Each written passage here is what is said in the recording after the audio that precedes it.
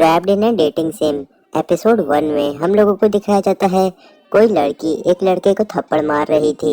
वो लड़का जो उससे थप्पड़ खाया था वो कहने लगता है तुम जानती हो आखिर मैं कौन हूँ। तो फिर वो लड़की उसे जवाब देती है और उन दोनों में बातें होने लगती हैं और ये सारी चीजें एक गेम के अंदर हुई थी। तभी हम लोगों को बाहर से एक लड़के को दिखाया जाता है जो कि गेमिंग कंसोल लेकर के गेम खेल रहा था और कह रहा था मैं इस गेम को बिल्कुल भी नहीं खेलना चाहता क्योंकि मैं इसे काफ़ी समय से खेल रहा हूँ और अभी तक जीत नहीं पाया। मेरी विल पावर बिल्कुल ख़त्म हो चुकी है। तभी हम लोगों को गेम के अंदर उसी लड़की को वापस से दिखाया जाता है। वो माफ़ी मांग रही रहती है क्योंकि उसे अपनी गलती का एहसास हो गया है।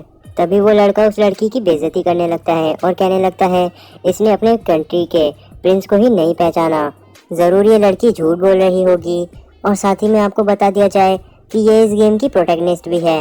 आगे वो लड़का उस गेम की कैरेक्टर और बाकी सारी चीज़ों के तारीफ करने लगता है, लेकिन तभी वो लड़का तुरंत ही लाइन बदल देता है और उसके बाद उस गेम को बुरा बुरा कहने लगता है कि ये गेम एकदम बेकार है।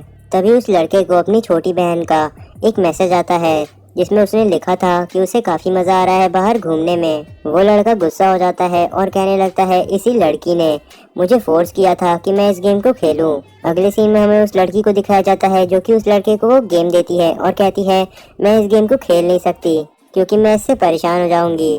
मुझे बस ये चाहिए कि तुम इस गेम को कंप्लीट कर दो और उसका एंडिंग ऑडियो मुझे ला करके दे दो, और अगर तुमने ऐसा नहीं किया तो मैं सारी चीज़ें बता दूंगी जो जो तुमने की है वो मॉम को।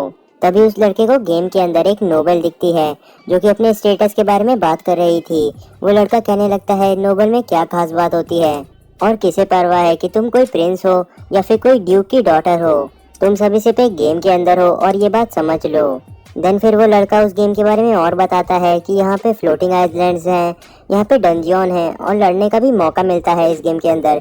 लेकिन इस जैसे गेम के अंदर ये सब लड़ाई झगड़ा क्या कर रहा है। साथ ही में इसके अंदर फ्लाइंग बाइक्स, बैटल शिप्स और पावर सूट्स जैसी चीज़ें भी हैं और लोग कहते हैं कि इस गेम को वुमेन्स को टारगेट करके बनाया गया है कि वो इसे ज़्यादा खेलें। लेकिन इसके अंदर ये सारी चीज़ें क्या कर रही हैं और साथ ही में ये इतना ज़्यादा हार्ड क्यों है। साथ ही में इस गेम के अंदर उस लड़के ने एक लग्जियन नाम का बैटल शिप खरीदा था। आगे वो इस गेम के कैरेक्टर्स में लड़के और लड़कियों को ट्रैश और बेकार कचरा कह करके बार बार चुप रहने के लिए कह रहा था और उन सभी की पूरी तरीके से बेइज्जती कर रहा था। साथ ही में वो लड़का बताता है कि इस गेम के अंदर लड़कियां कुछ ज़्यादा ही ताकतवर हैं और वो किसी से भी अच्छे से बातें नहीं करती। ये सारी चीज़ें सोचते सोचते वो लड़का पूरी तरीके से चिढ़ जाता है। फिर वो लड़का उस गेम की दुनिया को कहता है कि ये मुझे बिल्कुल पसंद नहीं। आगे उस लड़के को वो गेम खेलते हुए रात होती है, फिर दिन होती है, फिर रात हो जाती है और उसको ऐसे करते करते 4 दिन तक वो लगातार एक ही जगह पे बैठ कर के गेम खेल रहा था और आखिरकार उसका गेम खत्म हो जाता है। तो फिर वो अपने कंसोल को नीचे फेंकता है। फिर वो कहता है कि मैंने 100% सक्सेस के साथ इस गेम को ख़त्म कर दिया। उसके बाद वो लड़का अपने पेट को सहलाता है और कहता है मुझे भूख लगी है। फिर वो कुछ खरीदने चला जाता है बाहर की ओर शॉप पे, क्योंकि उसके घर में कुछ भी था नहीं। वो सही से चल नहीं पा रहा था क्योंकि वो काफ़ी समय से बैठा हुआ था, उसे सही से दिखाई भी नहीं दे रहा था, इसलिए वो सीढ़ियों पे सही से चल नहीं पाता और नीचे गिरने लगता है। वो ये सोच रहा था कि मुझे इस तरीके से नहीं मरना है। तभी हमें दिखाया जाता है कि वो लड़का ज़मीन में पड़ा रहता है और उसकी डेथ हो चुकी रहती है। आगे हम लोगों को एक लड़के को दिखाया जाता है जो कि उठते ही कहता है अपनी नींद से कि मैं इस तरीके से मरा था। तभी वो लड़का उठ करके बैठता है और कहने लगता है अभी मेरे साथ क्या हुआ। मेरे आसपास की जगह बिल्कुल पुराने जैसी दिख रही है और यहाँ पे आसमान भी है, मतलब कि मेरे साथ कुछ ज़्यादा अजीब चीज़ नहीं हुई। अगले सीन में उस लड़के को एक पंच पड़ता है उसके सर के ऊपर और उसे उसके डैड ने मारा था। वो उससे कहते हैं तुम हमारे घर से भागे क्यों। वो लड़का सॉरी कहता है और इसका नाम लियोन है। उसके सामने उसके फादर की फर्स्ट वाइफ खड़ी थी और वो उसकी बेइज्जती कर रही थी। तभी वो उसके फादर बेल्कस से कहती है कि तुम्हें पता रहना चाहिए कि तुम्हारी फैमिली किसकी वजह से अभी तक एग्जिस्टेंस में है। बेल्कस कहता है ये सारी चीज़ें आपकी वजह से है जोरा। जोरा कहती है तुम्हें हमेशा याद रखना चाहिए कि तुम मुझसे शादी करके ही एक कंट्री लॉर्ड बने हो। उसके फादर कहते हैं हाँ मुझे पता है और मैं याद रखूंगा। अगले सीन में हमें दिखाया जाता है लियोन किसी से बात कर रहा था और वो कह रहा था कि हमारे साथ इतनी ज़्यादा भेदभाव क्यों किया जाता है। बाकी सब पैलेस में रहते हैं और हम लोगों को इस अजीब सी कबाड़ वाली जगह में रखा गया है। लियोन का भाई कहता है कि जोरा हमें पसंद नहीं करती। लियोन कहता है हम उसके बच्चे नहीं हैं, इसीलिए वो हमारे साथ ऐसा करती है। तो फिर उसका ब्रदर कहता है कि हम लोग मिस्ट्रेस के बेटे हैं, इसीलिए हमारे साथ ऐसा किया जाता है और इसके अलावा कोई और वजह नहीं। आगे वो लियोन से कहता है पढ़ लेने के लिए, ताकि वो एकेडमी में जाकर के खुद की मैरिज खुद से करवा सके और अपना एक पार्टनर ढूंढ ले, ताकि उसकी शादी उसकी मर्जी से हो। लियोन को एकेडमी का नाम सुन करके डेटिंग सिम के एकेडमी के बारे में याद आता है। फिर वो काफी जोश में आकर के अपने भाई से पूछता है कि यहाँ पे मेंस को रिस्पेक्ट नहीं दी जाती ना। उसका भाई कहता है हाँ तुमने सही कहा, इस दुनिया के अंदर वुमेन्स ज्यादा पावर होल्ड करती है। लियोन के पसीने छूटने लगते हैं और वो सोचने लगता है कि इस दुनिया के अंदर वुमेन्स ज्यादा पावरफुल हैं। मुझे पता चल गया कि मैं किस दुनिया में फंसा हूँ।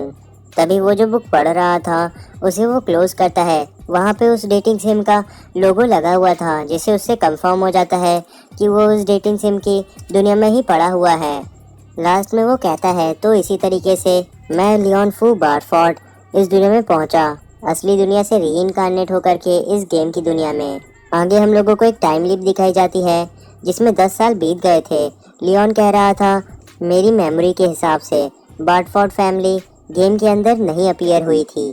तो अगर आसान शब्दों में कहा जाए तो या तो मैं एक बैकग्राउंड कैरेक्टर हूँ या फिर एक मॉब हूँ। मैंने अपनी नॉलेज से पूरी दुनिया को डोमिनेट करने का प्लान भी बनाया था और इस गेम के बारे में मैं जितनी भी चीज़ें याद कर पाता वो सारी चीज़ें मैं एक जगह पे लिख लेता। लेकिन अगर गेम की स्टोरी इसी तरीके से बढ़ती रही तो फिर मुझे वॉर में भी हिस्सा लेना पड़ेगा, इसलिए मैं खुद को ट्रेन भी करता रहता हूँ। और जैसे जैसे समय बीता इस फ्लोटिंग आइलैंड के ऊपर मैंने दुनिया को डोमिनेट करने का आइडिया छोड़ दिया और अगर मैं एक मॉब हूँ तो मैं एक मॉब की तरह अच्छे से ज़िंदगी जीना चाहूँगा। तभी लियोन देखता है कि उसके मैंशन की तरफ एक स्काईशिप आई है। अगले सीन में हमें लियोन को दिखाया जाता है जो कि किसी से कह रहा रहता है कि तुम मेरी अरेंज मैरिज किसी के साथ कैसे फिक्स कर सकती हो बिना मुझसे पूछे। तभी वो कहती है कि वो एक कोर्ट के नोबल की बेटी है, इसीलिए तुम्हें उससे शादी करनी होगी और वैसे भी इस मैरिज में कंप्लेन करने के लिए कोई भी चीज़ नहीं है। लियोन उसकी फ़ोटो देखता है और कहता है ये 50 साल की है और इसने 7 बार शादी भी की है। सारे के सारे इसके हस्बैंड बैटल में मर गए, ये ज़रूर मेरे बैटल में मरने के बाद की पेंशन चाहती है। आगे लियोन कहता है मुझे तो एकेडमी जाना चाहिए, वहाँ पे ही लोग अपने पार्टनर को चुनते हैं शादी के लिए। जोरा कहती है एकेडमी जाने के लिए काफ़ी ज़्यादा पैसा लगता है और फैमिली के थर्ड सन को एकेडमी भेजने का कोई भी मतलब नहीं है। तभी लियोन के फादर कहने लगते हैं सही बात कही जाए तो हमारे पास पैसे नहीं हैं, अगर एकेडमी जा सको तो वहाँ पे पैसे कमाने के तरीके होते हैं। जोरा उसी समय कहती है तुम्हें अरेंज मैरिज को अटेंड तो करना ही होगा और साथ ही में तुम्हें तो उसके एहसान के तले दब जाना चाहिए क्योंकि वो तुमसे शादी करने के लिए तैयार है। लियोन कहता है आपका शुक्रिया, लेकिन मैं उससे शादी नहीं करूँगा। जोरा काफ़ी गुस्से से लियोन को शांत होने के लिए कहती है। लियोन काफ़ी चौंक जाता है। आगे जोरा लियोन से कहती है कि एक आदमी को अपनी फैमिली को सपोर्ट करना चाहिए। उसी समय वो अपने मन में सोच रही थी कि अगर ये मना करता है शादी से तो मैं इसे एक सोल्जर बनवा दूंगी, वहाँ पे जाकर के ये मर जाएगा और यहाँ पे पेंशन हम लोगों को मिलेगी। वैसे भी एक आदमी जब 20 साल का हो जाता है तो फिर उसके बाद उससे कोई भी शादी नहीं करता। लियोन अपने मन में कहने लगता है उसी समय कि अगर मैं अभी कुछ भी नहीं करूँगा तो फिर मेरे साथ फ्यूचर में कुछ भी अच्छा नहीं होने वाला। फिर वो सोचने लगता है अपनी गेम की नॉलेज के बारे में और कहता है मैं इस गेम को पूरी तरीके से जानता हूँ। आगे लियोन जोरा से कहता है तुम्हें पैसा चाहिए ना, मैं तुम्हें वो दे दूंगा। अगले सीन में हमें दिखाया जाता है लियोन अपने डैड से उनकी मैरिज के बारे में बात कर रहा था। उसके फादर उसको बताते हैं कि वो ग्रेटफुल है कि जोरा ने उनसे शादी की। तभी लियोन अपने फादर से कहता है कि उसे एक एडवेंचर पे जाना है, इसीलिए उसे उसके फादर की स्काई बोट चाहिए होगी। अगले सीन में लियोन कहीं जा रहा रहता है अपनी बोट के ऊपर बैठ करके और कह रहा रहता है कि मुझे वहाँ पे जाना होगा जहाँ पे मेरी चीज़ रखी हुई है। मैं इस गेम को काफ़ी अच्छे से जानता हूँ और इसीलिए मुझे पता है कि मैं सही जगह पे जा रहा हूँ। तभी वहाँ पे लियोन को एक कार्प क्वीन मिलती है जो कि हवा में तैर रही रहती है। फिर वो उससे लड़ने के लिए तैयार हो जाता है और कहने लगता है इसने मेरी पुरानी यादें ताज़ा करवा दी। कार्प क्वीन लियोन के ऊपर हमला करती है। लियोन एक गन निकालता है और काफ़ी गुस्से से उसे शूट कर देता है। वो बुलेट जा करके उस कार्प क्वीन को लगती है और वो वहीं आसमान में ही धूल बन के उड़ जाती है। फिर लियोन अपने कंपास जैसे एक डिवाइस को निकालता है और उससे लोकेशन चेक करने लगता है और कहता है वो चीज़ यहीं पे होनी चाहिए। तभी वहाँ पे उसे नीचे की ओर पानी के अंदर एक रोशनी दिखाई देती है। लियोन काफ़ी खुश होने लगता है और कहने लगता है यही है ट्रांसपोर्टर। और मैं अभी तक इसी की तलाश कर रहा था। फिर वो अपनी शिप को नीचे पानी में उतारता है उस ट्रांसपोर्टर के ऊपर। लियोन की शिप ऊपर की तरफ जाने लगती है और वो एक काफी ज्यादा ताकतवर बवंडर था। तभी लियोन देखता है कि उसकी शिप पहले थोड़ी सी टूटती है, फिर उसके बाद उसकी शिप पूरी की पूरी टूटी जाती है। लियोन सिप और सिप चिल्लाता रह जाता है और फिर वो उस बवंडर के अंदर ऊपर की ओर खींचा चला जाता है। कुछ समय बाद लियोन को होश आता है। वो कहीं से लटक रहा था, फिर वो नीचे गिरता है, लेकिन उसे ज्यादा चोटें नहीं आई थी। फिर वो अपने डैड को सॉरी कहता है क्योंकि उनकी शिप पूरी तरीके से टूट गई। आगे हम लोगों को दिखाया जाता है लियोन को किस जगह पे आना था और वो कह रहा था अच्छा हुआ कि मैंने यहाँ पे आने से पहले गन्स को और बुलेट्स को इकट्ठा कर लिया था। फिर वो उस जगह के गेट के पास जाता है और कहता है सारी चीजें बिल्कुल गेम की जैसी है। वहाँ पे एक रोबोट भी था। लियोन छुप करके उस रोबोट को शॉक बुलेट से खत्म कर देता है। आगे लियोन उस जगह के रास्ते को असली दुनिया के गेम के रास्ते से कंपेयर करता है और कहता है ये बिल्कुल सेम है। मुझे लगता है कि मैं सच में गेम की दुनिया में ही रीइंकार्नेट हो गया हूँ। तभी उसे वहाँ पे दो लोग मरे हुए मिलते हैं। लियोन उन दोनों के लिए प्रे करता है और कहता है कि इस दुनिया में भी लोग मरते हैं, जबकि ये गेम खास तौर पे वुमेन्स के लिए बनाया गया था। उसके बाद लियोन उन दोनों का आईडी कार्ड ले लेता है और उस आईडी कार्ड से एक दरवाजे को खोल देता है। फिर वो एक बड़ी सी बैटलशिप के पास पहुंच जाता है। फिर बताता है कि ये एक एंशिएंट स्पेसशिप है और इस गेम की दुनिया में रीइंकार्नेट होने से पहले मैंने पैसे दे करके इसको रियल वर्ल्ड में खरीदा था। आगे वो अपने आईडी कार्ड को वहाँ पे फिर से लगाता है। वो स्पेसशिप वहाँ पे ऑन हो जाती है और सब कुछ काम करने लगता है। लियोन जब वहाँ पे घूम रहा था तो फिर वो कहता है यहाँ पे सारी की सारी चीजें बिल्कुल साईफाई हैं, लेकिन शिप का इंटीरियर गेम के अंदर नहीं दिखाया गया था। लेकिन अच्छा हुआ कि मैं इसे अंदर से भी देख पा रहा हूँ। फिर लियोन कंट्रोल रूम के पास पहुँच जाता है और फिर वो अंदर जाता है। तभी वो वहाँ साइड से एक रोबोट को आते हुए देखता है जो कि काफी बड़ा था। वो रोबोट लियोन को बाहरी समझने लगता है और हमला करने वाला रहता है। लियोन अपने आईडी को दिखाता है और कहता है मैं यहीं का हूँ। वो रोबोट लियोन को कहता है तुम इस आईडी कार्ड के इंडिविजुअल से बिल्कुल भी मैच नहीं कर रहे हो। आगे वो रोबोट लियोन के ऊपर हमला करने वाला था, लेकिन तभी लियोन एक इलेक्ट्रिक मैजिक बुलेट फायर कर देता है, लेकिन उस रोबोट को उससे ज्यादा कुछ हुआ नहीं था। लियोन एक ग्रेनेड निकालता है और कहता है अब तुम्हारे गुड बाय करने का वक्त हो गया है। देन वहाँ पे एक धमाका होता है। लियोन खुश होने लगता है, लेकिन तभी उस रोबोट का हाथ आकर के लियोन को पकड़ लेता है। वो रोबोट लियोन से किसी न्यू कैलेंडर के बारे में बात करने लगता है। लियोन कहता है तुम किस न्यू कैलेंडर की बात कर रहे हो, मुझे उसका कोई भी कुछ नहीं पता, लेकिन होलफोर्ड कैलेंडर के बारे में मैं तुम्हें बता सकता हूँ। वो रोबोट उसी समय लियोन को एक झटका देता है और कहता है मैंने जो पूछा उसका जवाब पहले दो। लेकिन तभी उस रोबोट को कोई बात समझ में आती है और वो कहता है मुझे लगता है कि हम लोग हार चुके हैं। आगे वो कहने लगता है कि अगर कैलेंडर चेंज हो गया है इसका मतलब है कि ओल्ड सिविलाइजेशन पूरी तरीके से हार चुकी है और जो नए इंसान थे जिन्हें की मैजिक आता था वो जीत गए। लेकिन मेरा मिशन इसी तरीके से नहीं खत्म होने वाला, मुझे उन सभी को मारना होगा जो कि नए इंसान हैं तुम्हारे जैसे। तभी उसी समय लियोन कहने लगता है कि ये गेम सच में वुमेन्स के लिए ही बनाया गया है, क्योंकि इस गेम में जो भी चीजें होती हैं उसका कोई भी मतलब नहीं। आगे लियोन सोचने लगता है कि उसे अपनी जिंदगी एक आम मॉब की तरह पूरी बितानी है, इसीलिए वो अपनी तलवार को बाहर निकालता है एक आखिरी कोशिश के लिए और उसे उस रोबोट के सामने कर देता है। तभी लियोन की तलवार की हैंडल वहीं उसके हाथ में रहती है और उसकी ब्लेड जाकर के उस रोबोट की स्क्रीन के ऊपर लगती है जहां से वो देखता था। लियोन की उस ब्लेड के अंदर से काफ़ी सारी इलेक्ट्रिसिटी निकलती है और फिर वहां पे एक इंटरनल शॉर्ट सर्किट हो जाता है। और अब शॉर्ट सर्किट के बाद वो रोबोट एक कबाड़ के टुकड़े से ज़्यादा कुछ नहीं था। लियोन तभी चलते हुए और भी अंदर की तरफ जाने लगता है। उसी समय एक आवाज़ आती है और वो सिस्टम की आवाज़ थी। वो आवाज़ कहती है क्या तुम मेरा इस्तेमाल करने वाले हो ना, मैं अपने आप को चोरी नहीं होने दे सकता एक नए इंसान के हाथों। लियोन उसे अपनी बकवास बंद करने के लिए कहता है और बताता है कि वो यहाँ पे वही चीज़ लेने आया है जिसके उसने पैसे दिए थे। फिर लियोन अपने हाथ को वहाँ पे स्कैन कराता है और लियोन को अपनी एंशिएंट स्पेसशिप को एक्टिवेट करने का परमिशन मिल जाता है।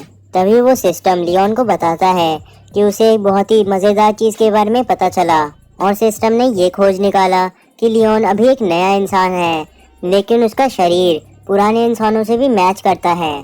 आगे वो कहने लगता है ये कुछ ज़्यादा ही इंटरेस्टिंग चीज़ है और ऐसा नामुमकिन है होना। लियोन कहने लगता है कि इस गेम को लड़कियों के लिए बनाया गया था, तो इसमें कुछ भी हो सकता है, लेकिन चाहे जो भी हो ये सिस्टम तुम मेरे हो। लियोन सिस्टम को नाम देता है लक्सियन। सिस्टम अपने नाम को रजिस्टर कर लेता है और लियोन को मास्टर कहने लगता है।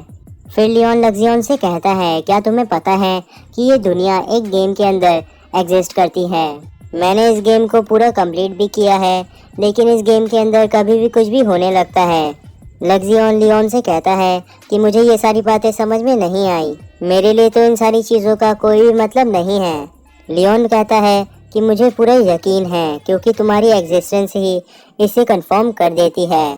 लियोन उसी समय अपनी बहन के बारे में सोचने लगता है और वो ऐसा इसलिए करता है क्योंकि लियोन की हालत काफ़ी ख़राब थी और वो कभी भी मर सकता था। सिस्टम कहने लगता है कि लियोन मर रहा है, तो इसीलिए उसे तुरंत इलाज के लिए भेजा जाएगा। अगले सीन में हमें जोरा को दिखाया जाता है जो कि लियोन के डैड और मॉम से उसकी बेइज्जती कर रही थी। वो ये भी कहती है कि लियोन एक एडवेंचर पे भाग गया और वहाँ जाके मर गया। उसके डैड कहते हैं कि हम लोगों को अभी तक नहीं पता कि लियोन मरा है कि जिंदा है।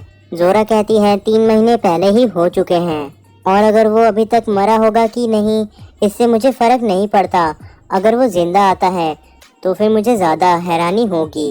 तभी उन तीनों को बाहर आवाज़ आती है। वो तीनों देखने जाते हैं। वहाँ से आसमान से नीचे की ओर कोई आ रहा था बड़ी सी शिप में, और उस शिप के ऊपर लियोन खड़ा था और वो हाथ हिला रहा था। लियोन के पीछे काफ़ी सारा गोल्ड और ट्रेजर था।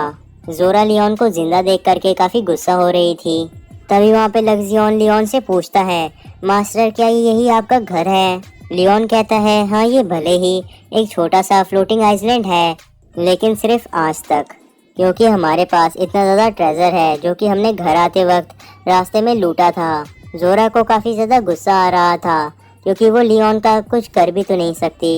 लियोन भी जोरा को एक स्माइल देता है जो कि उसे चिढ़ाने के लिए थी। फिर लियोन बताता है कि उसने जोरा के मैरिज ऑफर को रिजेक्ट कर दिया क्योंकि अब उसके पास इतना ज़्यादा पैसा जो आ गया है। उसके बाद लियोन अकेडमी जाना शुरू कर देता है। वहाँ पे लियोन को उस गेम के सभी कैरेक्टर्स को देखने का मौका मिलता है।